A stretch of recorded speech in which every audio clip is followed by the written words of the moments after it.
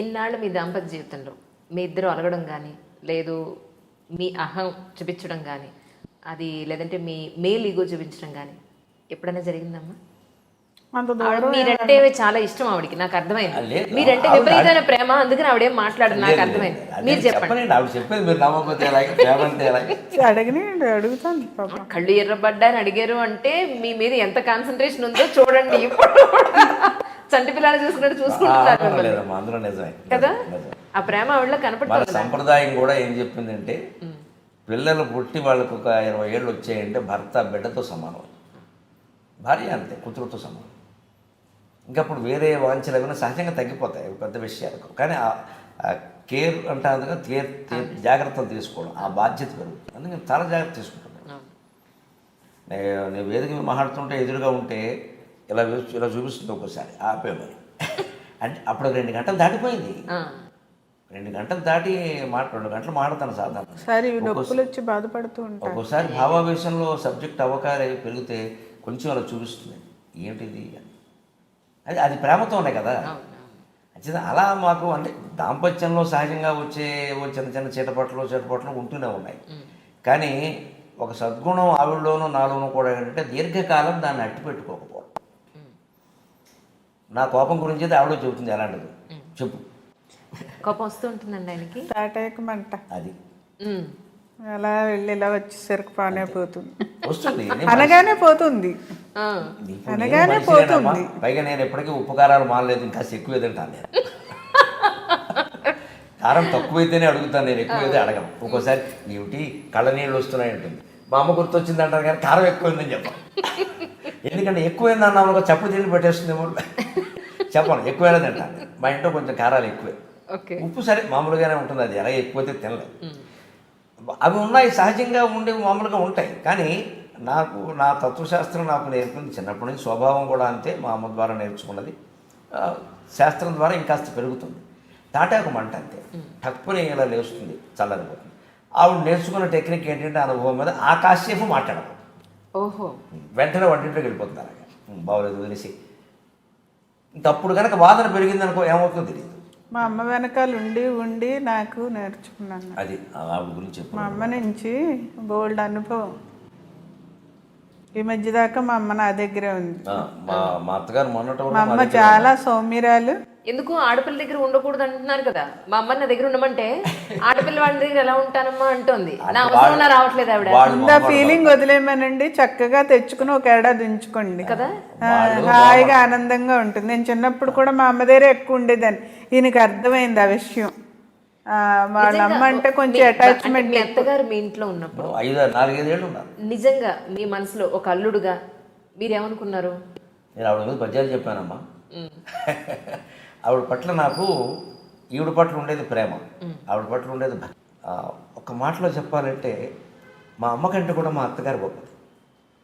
అంటే నేను స్వభావం గురించి కాదు, ఆ సేవ. మా మామగారికి పక్షవాతం ఏదో వచ్చింది కదా, వచ్చి 12 ఏళ్ళు మంచంలో ఉండిపోతే ఇక ఈ సుమతి అనసూయ ఎవరో సరిపోరండి ఆవిడకి, అంత సేవ చేసి. పైగా ఆయనకి మనసు కూడా పనిచేయట్లేదు, మెంటల్లీ డిటీరియరేట్. ఎవరు చేస్తున్నారో తెలియదు, చేస్తున్న సేవ భార్య చేస్తుందన్న విషయం తెలియదు మా మామగారికి, చిట్టిన నాగేశ్వరరావు గారికి తెలియదు. కానీ అటువంటి మనిషిని మంచంలో పెట్టుకుని ఆవిడ పెళ్ళిళ్ళు మానేసి, పొరుళ్ళు మానేసి, పుణ్యాలు మానేసి, బంధువులను వదిలేసి, సమస్త శుభాశుభకార్యాలు వదిలేసి, భర్తే నాకు ముఖ్యం, నేను ఎక్కడికి రాను అని చెప్పి ఎలా చేసేదంటే మళ్ళీ వైభవంగా స్నానం చేసి మంచి బట్టలు కట్టించి ఏదైనా పిండి వంట, ఆయనకి ఇష్టమైన పిండి వంటలు ఏమన్నా ఆ రోజున ఆ పిండి వంట చేసి తిన్నా తినకపోయినా నోటికి అలా తగిలించి ఇవి తినడం. ఇక ఎవరైనా ఉంటారు ఈ కాలంలో అసలు అలాగే. మరి ఆవిడ మా ఇంట్లో ఉంటాను అని ఆవిడ అనకముందు నేను అడిగి పిలిపించుకున్నాను. ఎందుకంటే ఈవిడ అక్కడ చనువు ఎక్కువ సహజంగా. నీ దగ్గర ఉంటే బాగుంటుంది కదా, తీసుకురా అంటే తెచ్చుకుందా మన ఇద్దరం వెళ్ళని అక్కడ మా అన్నయ్యకి చెప్పి ఎందుకంటే అతను ఆయన బాగా చూసుకుంటారు, ఆయన ప్రాణప్రదంగా చూసుకుంటారు. ఆయన పంపించమంటే ఆయనకి అనిపిస్తుంది కదా, ఎందుకంటే వద్దు బాబు మీరు బాగానే చూసుకుంటారు కానీ మాది కొంచెం అట్టు పెట్టుకోవాలి. పైగా అప్పుడు మా అమ్మ పోయిన కొత్త, మా అమ్మ లేదు కదండి, మాకు అమ్మ కావాలి కదా, అది పంపించాను. మా అమ్మ వెళ్ళిన సంవత్సరానికి ఆ సేవాభావం మా అమ్మకు మొదటి నుంచి, నాకు జ్ఞానం వచ్చిన దగ్గర నుంచి అలవాటు ఉంది. చూసాను నేను, అసలు మా అమ్మమ్మకి చేసింది, మా పెద్దమ్మకి, మా నాయనమ్మ గారికి, అందరికీ. అటువంటి మహిళలు కాదమ్మా, అటువంటి మనుషులను చూడలేము. పురుషులు కూడా లేదు. ఇప్పటికి కూడా 83 ఏళ్ళు ఇప్పటికి ఉరుకుతూ ఉంటుంది. అది ఎక్కడ పడుతుందో అని దాన్ని మా ఇంట్లో పట్టుకోవడం. ఉంటే సగం పని ఆవిడ చేస్తుంది. ఈ తోటకూర నేను గెలలేనా, నువ్వు గెలాలా అని కూర్చుంటున్నా. మా అమ్మ ఉన్నప్పుడు అలాగే చేసేది. అది ఆ మొక్కలేమో ఇలా బారాయి అమ్మాయి నేను తరుగుతా. మా అత్తగారు అలాగే ఉంటారు. చిన్నపిల్లలు చిన్నపిల్ల ఏమిటి 50 ఏళ్ళు చిన్నపిల్లలు నువ్వేం జరుగుతావు అని ఆవిడ జరిగింది. వాళ్ళకి ఏమిటి నా పని చేయడం అలవాటు. అటువంటి సంస్కారాల్లో పెరిగాం మేము. ఆవిడ అంతే, నేను అంతే. మధ్యలో ప్రవచనాలు చెప్పను అని చెప్పి మీరు కంటతడి ఎందుకు పెట్టుకున్నారు? యాక్చువల్లీ నేను అది నాకు కారణం ఎక్కడా ఇదే. దొరకలేదు నేను చెప్పాను కదా, యోగ వాసిష్టం ప్రభావం, ముఖ్యంగా రమణ మహర్షి యొక్క ప్రభావం చాలా పడింది నాకు. ఇప్పటికీ ఉంది అలాగా. ఇవి ఎంత చేసినా ఏం చేసినా లోకానికి మనం ఏదో నామమాత్రంగా చేయగలిగింది చేయాలి తప్పితే దీనివల్ల ఏదో అయిపోతుందని అనుకోవద్దు. లోకాన్ని సంస్కరించడం కంటే ముందు నిన్ను నువ్వు సంస్కరించుకోవడమే ముఖ్యం, ఆత్మజ్ఞానం పొందడమే అన్నిటికంటే ముఖ్యం అనే రమణ మహర్షి మాట నన్ను బాగా ఏడాది పాటు నలిపేసింది. అంటే ఆ చిత్తశుద్ధి నాకు మొదటి నుంచి ఉంది. భగవంతుడి దేవుడు నేను చెప్పేది ఒకటి చేసేది ఒకటి నేను చేయలేనది. ఎవరి కోసమో ఏదో చెప్పడం, అలాగే చెప్తే పోతే నచ్చదండి ఈ జనానికి, నచ్చకపోయినా సరే నిజమే చెప్పాలి. ఒకడికి నచ్చిన మంచిది. ఎందుకు దాస్తున్నాం మనం? ఇంత గొప్ప సాహిత్యం ఉంది మనకి, దీన్ని దాస్తున్నాం. మన సాహిత్యంలో ఈ గుడి నమ్మకాలు లేవమ్మా, అంత చైతన్యం, అది అపూర్వమైన జ్ఞానం అని చదువుతున్నప్పుడు ఆ చిత్తశుద్ధి ఎలా ఆలోచింపజేసిందంటే ఆత్మజ్ఞానం ముఖ్యం, ఆత్మజ్ఞానం ముఖ్యం, నిన్ను నువ్వు తెలుసుకోవడం ముఖ్యం అన్నప్పుడు నేనెవరో అని తెలుసుకునే ప్రయత్నం నేను ఇంట్లో కూర్చుని చేయాలి. కానీ ఇంకా ఏదో అవధానాలు, ఉపన్యాసాలు, ప్రవచనాలు అని వెళ్ళిపోతూ ఉంటే నెలలో 20 రోజులు పైన ఆ క్షోభంగా, ఆ ఇబ్బంది అంతా ఆవిడ పడింది నిజానికి. నెలకి 20 రోజులు ఇంట్లో ఉండకపోవడం అంటే భారీ పరిస్థితి ఏంటండి. పైగా ఇప్పుడు పిల్లలు పెద్దవాళ్ళు అయ్యారు. ఎక్కడో పిహెచ్డీ ఒకడు, ఉద్యోగం ఒకడు, వాళ్ళు వేరే ఉంటారు. ఓ 10 ఏళ్ళుగా సుమారు మా పిల్లలు మాకు దూరంగానే ఉన్నారు. మరి ఇంట్లో ఈవిడ ఒక్కతి, వాళ్ళ అమ్మగారు ఉన్నారు కూడా సరే. ఇప్పుడు ఆవిడ కూడా లేదు. ఆవిడ మళ్ళీ కొంచెం పెద్ద వయసు, ఆవిడ 83 ఏళ్ళు, కొంచెం ఇబ్బంది పడుతున్నారు. అందుకని కొడుకు దగ్గర ఉండడం మంచిదని అంటే పంపించాము. తనకు అక్కడ ఉండాలని ఉంది. మనం అడుగుతాం కానీ హక్కు అక్కడే కదమ్మా, హక్కు అక్కడే కదా. ఆవిడ పంపించాం. కానీ మాకు మనసంతా రోజు మాట్లాడకపోతే తోసదు. మాట్లాడాలి సహజంగా, మరి తల్లితో ఇంకా అంతకంటే కాలక్షేపం ఒకటి. అది నాకు ఆ చింతనలో ఉన్నప్పుడు ఒక ఏడాది బట్టి సుమారుగా మన 2018 నవంబర్ 26ని ప్రకటించాను. నేను కన్నీళ్ళు పెట్టుకుని ప్రకటించాను.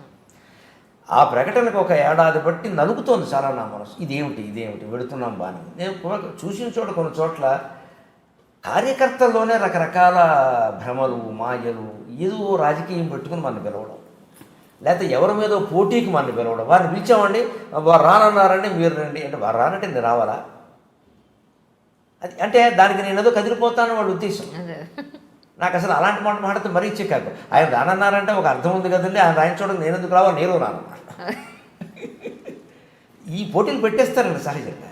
పైగా ఎలా తయారైందంటే భక్తి పెరగడం వల్ల మంచితో పాటు చెడు ఉంటుందని ఆర్భాటాలు బాగా పెరిగిపోయాయి. ప్రతి గుళ్ళో బ్రహ్మోత్సవాలే. బ్రహ్మదేవుడు అంత లోకమైపోయిన వాడు ఎవరు లేడింగ్ దేవత. మొత్తం ప్రతి దేవుడు కాళ్ళ మీద తీసుకొచ్చి బ్రహ్మదేవుడు బారేస్తారు. ఆయన చేసి చాకిరి. బ్రహ్మ సృష్టికర్తమైన సామాన్యుడా, చతుర్ముఖుడు, ఆయన పట్టుకొచ్చి అంతర్దేవతలకు చాకరీ చేయించిన బ్రహ్మోత్సవాలు. ఏ గుళ్ళో పెడితే ఆ గుళ్ళో బ్రహ్మోత్సవాలు ఏమిటండి? కేవలం వెంకటేశ్వర స్వామి గుళ్ళో, అమ్మవారి గుళ్ళో మాత్రమే బ్రహ్మోత్సవాలు జరగాలి. ఇంకెక్కడ శాస్త్రం ప్రకారం జరగడానికి లేదు. ప్రతి వాళ్ళకి బ్రహ్మోత్సవాలు ఏంటి? బ్రహ్మలోకుగా ఉన్నాడా? బ్రహ్మదేవుడు గుడిగట్టి వీళ్ళ చేత ఉత్సవాలు చేయించమనండి. శాస్త్రం తెలియదు, పురాణం తెలియదు. ఉత్సవాలు, బ్రహ్మోత్సవాలు అంటే వీళ్ళ దృష్టిలో మెగా ఈవెంట్. మెగా ఈవెంట్ అంటే ఓ పెద్ద హడావుడి చేసేయచ్చు. మామూలు ఉత్సవం అంటే ఎవరు, బ్రహ్మోత్సవం అంటే అందరూ వస్తారు. దానికి మమ్మల్ని పిలవడం 15 రోజులు. ఏంటి 15 రోజులు చేస్తాం? 15 రోజులు ఒక చోట నుండి ప్రవచనం చెప్తే నష్టం ఏమిటో తెలుసా? నాకు ప్రజలకు లాభం పక్కనట్టండి. ఆ ఊరి కంపంతా నాకు అంటుకుంటుందండి 10 రోజులు అక్కడ ఉన్నాను. నాకు నియమం నేను 10 ఏళ్ళుగా పాటిస్తున్నాను. 3 రోజులు మించి నేను స్వర్గలోకంలో కూడా ఉన్నాను. దేవేంద్రుడు నన్ను పైకి తీసుకెళ్ళి అవధానం చేయమంటే 3వ రోజు కిందకి పంపాల్సింది. 3 రోజుల మించి ఉన్నాను. ఎందుకంటే వెళ్ళిన రోజు వెళ్ళిన హడావుడు, వచ్చే రోజు వచ్చే హడావుడు, మధ్యలో ఒక్కరోజే జిడ్డు అంటుకునే అవకాశం లేదు. లేకపోతే మనం ఉన్న వసతిలోకి మొత్తం ఊళ్ళో వాళ్ళందరూ అన్ని కులాల వాళ్ళు వచ్చేసి ఈ రాజకీయాలన్నీ మనకి మప్పేస్తారు. ఇక్కడ వారి మీద వీరు, వీరి మీద వారు చెప్పేసి ఇవన్నీ మన బుర్రకు పట్టేస్తాయి. నేను పెట్టుకున్నాను. ఆ నిర్ణయంతో ఉండి ఒక్కసారి నాకు సంచలనంలో ఏడాది పాటు నలుగుతోంది. అదే ఆకస్మిక నిర్ణయం కాదు. నిజానికి ఆవిడకి తెలుసు ఏడాది పాటు నేను ప్రిపేర్ చేస్తున్నాను. అంటే మానేస్తే డబ్బు ఉండదు, వచ్చే ఆదాయం ఆగిపోతుంది కదా, 90% తగ్గిపోతుంది. పేరు ఉండదు, బయట టీవీలో రోజు కనపడం, పాతవే వేస్తారు. ఇవన్నీ తట్టుకోవాలి మానసికంగా. అయ్యో కనపడలేదు అని మళ్ళీ అనుకోవడం, ఎవరో 2 సార్లు ఎక్కడో కనపడి ఈ వచ్చి మీరు కనపడలేదు ఏంటంటే మళ్ళీ కనపడే ప్రయత్నం చేయడం, ఈ కూర్చోండి. కానీ అలాంటివి లేవు ఈయన దగ్గర. ఏంటంటే తను ఎవరో గుర్తించాలి, తనతో మాట్లాడాలి, తన కోసం పొగడాలి, అసలు ఇవ్వనని ఆశించరు. తనేంటో తనకు బాగా తెలుసు. నేను 6 నెలలుగా అడుగుతున్నానే ఇంటర్వ్యూ తెలుసా మీకు? వద్దమ్మా చాలా చెప్పేశాను, ఇప్పటికి చాలా అయిపోయింది, వద్దమ్మా ఇవ్వనన్నారు. మీరు దుర్మార్గులండి నిజంగా. అది ఆ దుర్మార్గుడు అన్న మాటకే ఈ మాట ఎందుకని ఇచ్చారు. వాళ్ళకి ఇచ్చారు, వీళ్ళకి ఇచ్చారు, మాకెవరేమండి అని చెప్పని ఆ ఆలోచన మనసులో ఉన్నప్పుడు అండి మనం తట్టుకోవాలి. మన మనసులో మనం తట్టుకుని నిర్ణయం తీసుకోవాలి, కానీ వేరే కారణంగా మార్చుకోకూడదు. మళ్ళీ ఎవరో 4 కనపడదు. ఇప్పుడు పాపం చూడు, సినిమా వాళ్ళు పడుతూ ఉంటారు ఈ ఇబ్బంది. ఒక హీరో ఉంటాడు కొత్తగా, ఒక అతను హీరో. కానీ మానసికంగా సిద్ధం అవ్వాలి ఎప్పుడు కూడా. మనం తెర వెనక్కి వెళ్ళడానికి కూడా ఇష్టపడాలి. ఎంతసేపు మనమే ఎందుకు ఉండాలి? అది ఈ భావం అలవాటైతే అసలు అత్త కోడళ్ళకి కూడా ఏమీ రాదు. బాగా చెప్పు. అది ఈ భావం అర్థమైతే అత్త కోడళ్ళు కూడా సుఖంగా ఉంటారు. ఇప్పుడు అమ్మాయి వచ్చింది, 10 ఏళ్ళు చేసుకుని నేను భావన అత్తగారికి ఉండాలి. మనం పెద్దావిడ కదా, ఆవిడ సంప్రదించి చేసుకుంటే బాగుంటుందని ఆ అమ్మాయికి ఉండాలి కదా. సంప్రదిస్తే మంచిదే కదమ్మా. ఇప్పుడు ఇంట్లో పెద్దవాళ్ళు విలువిస్తే అతను సంతోషిస్తాడు కదా. ముఖ్యంగా మేము పెద్దవాళ్ళని ఇంట్లో పెట్టుకు చూసుకోవడం వల్ల మేము పొందిన గొప్ప ప్రయోజనం ఏంటో తెలుసా? భౌతికంగా ప్రయోజనం చెబుతున్నా, కక్కుర్తి పని కూడా చెబుతున్నా, మాకు వైద్యం ఖర్చు తగ్గింది. ఏం వచ్చినా మా అత్తగారు మా అమ్మగారు ఏం దీనికంత కంగారే. మా అమ్మ అయితే అసలు గొప్ప వైద్యం, చిట్కా వైద్యం. వెనకోసం రాస్తే పోతుందిరా, జీలకర్ర తింటే పోతుందిరా. మంత్రం పైగా అత్తయ్య గారు చేయి నొప్పి పెట్టిందంటే చాలు, దావే మంత్రం వేస్తుందా అమ్మాయిలరా అనేవే. ఎవరు వారు ఇరుకు వారు ఏదో చెప్పేది మంత్రం తెలుగు. అది చెప్తే పోయేది ఖచ్చితంగా వాడు అనేది. మంత్రం వేస్తే పోయింది, గోబీడు మంత్రాలు కూడా వచ్చా అనేవాడిని. అలాంటివన్నీ ధైర్యం కల్పిస్తారండి. పెద్దవాళ్ళ వల్ల అన్ని ఉపయోగాలు ఉన్నాయి, భౌతిక ఉపయోగాలు చెప్తున్నా. నైతికంగా మన ధర్మం అంతకంటే మించి గొప్ప గుండె ధైర్యం అమ్మ. గుండె ధైర్యం. ఆవిడకి గుండె నొప్పి వచ్చిన తర్వాత కూడా మా అమ్మగారు 93, 2012 అంటే 7, 12, 19 ఏళ్ళు బతికింది. గుండె నొప్పి ఓసారి వచ్చాక మా అమ్మగారు 19 ఏళ్ళు బతికింది. ఆవిడ కాబట్టి తట్టుకుందమ్మా, మనకు వస్తే తట్టుకోలేము ఆ గుండె నొప్పిని. 4 స్నానం చేయవలసిందే, దేవుడికి దీపం పెట్టేవలసిందే. ఆ రాత్రే అన్నీ కూడా అక్కడ దగ్గర పెట్టుకుని పడుకునేవారు. అంత ధైర్యం ఉంది. అది అంత ప్రేమ అనుభవించిన వాళ్ళం మేము ఒకసారి. కాబట్టి మాకు తట్టుకోకపోవడం అనేది ఏం లేదు, అన్ని తట్టుకోవడం అనేది నేర్చుకున్నాం. 1 ఏడాది బట్టి నేను తయారు చేశాను ఇంట్లో. సరిపడి డబ్బు ఉంది మనకి, ఏదో పొలం ఉంది, ఇల్లు ఉన్నాయి, పర్వాలేదు. మనం ఉంటున్న ఇల్లు ఉంది, అద్దెకి ఇంకోటి ఇచ్చాం, వస్తుంది. ఈ డబ్బు ఎంత ఉంది, పర్వాలేదు కదా, మనకేం ఇబ్బంది.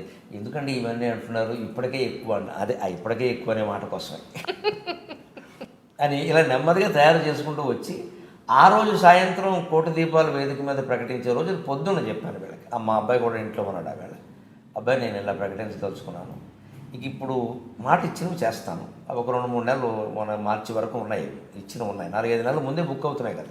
అలాగే ఈ బుకింగ్స్ కూడా ఏమయ్యాయంటే మీరు ఆశ్చర్యపోతాము, 2020 మార్చిది మొన్న అడిగారా మనం. ఇప్పుడు 2019 జూలైలో ఉన్నాము, 2020 మార్చి ఇప్పుడు రాసుకోండి సార్, మీరు దొరకరు. ఇక ఈ లెక్క నేను మొత్తం ఇక 60 ఏళ్ళు బుక్ అయిపోతాను ఇంకో 10 ఏళ్ళ పాటు. అందుకని ఎక్కడో అక్కడ దీనికి చుక్క పెట్టకపోతే ఇది పాశ్యమైపోయేలా ఉంది మనకిది. ఒకనాటికి సభ లేకపోతే మనం ఖాళీగా ఉండలేమేమో. ఇంకా సాయంత్రం వేసేది కొంతమంది సాహిత్యవేత్తలో ఉందా ఇబ్బంది, ఎవరు పిలవకపోతే నన్ను మర్చిపోయారండి, మనం ఎందుకు గుర్తుంటామండి అని రకరకాల వ్యాఖ్యానాలు. అలా మాట్లాడేమంటే నువ్వు సాహిత్యవేత్త కాదు, అసలు ఈ సాహిత్యం నీకేం పట్టలేదన్నమాట, ఒంటరిగా ఉండలేకపోతున్నామండి. అందుకే కవి అన్నవాడు తత్వవేత్త కావాలమ్మా. దేవుణ్ణి నమ్మకుండా, తత్వం తెలియకుండా కవులు సుఖంగా ఉండలేరు. రకరకాల భౌతిక సిద్ధాంతాలతో కవులు రాసే వాళ్ళకి నాకంటే చిన్నవాళ్ళుగా భావించి నేను చేసే విజ్ఞప్తి, సలహా ఒకటే: దేవుణ్ణి నమ్మకుండా, తత్వం తెలియకుండా కవులు సుఖంగా ఉండలేరు. కవి ఖచ్చితంగా ఫిలాసఫర్ కావాలి, దేవుణ్ణి నమ్మాలి ఖచ్చితంగా. అప్పుడే వాడి మనసులో శాంతి ఉంటుంది. ఆ నిర్ణయం నేను అనుకుని అప్పుడు వీళ్ళ అనుమతి తీసుకుని అప్పుడు ఈవిడ చెప్పిన సలహా మానేస్తారంటే మొత్తం మానేస్తాను. మరి మాట ఇచ్చినవి ఏమవుతాయి, వాళ్ళు బాధపడతారు కదా. ఇప్పటికిప్పుడు మానేస్తానంటే టీవీ ఛానల్తో కూడా ఇబ్బందే కదా. ఈ చేసినవి మానేయండి.